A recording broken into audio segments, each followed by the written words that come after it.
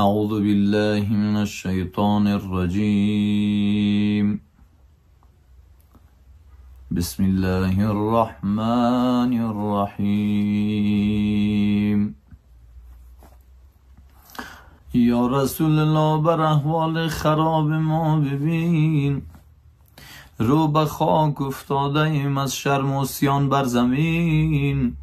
مذنب چون من نباشد در تمام امتت، شافیم شو از عنایت یا شفیع المذنبین.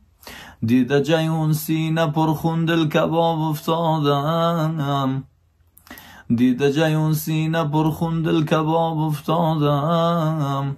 رحم کن بر آل من ای رحمت للعالمین. یا با وصل خود رسان و یا با کوت جان دهم.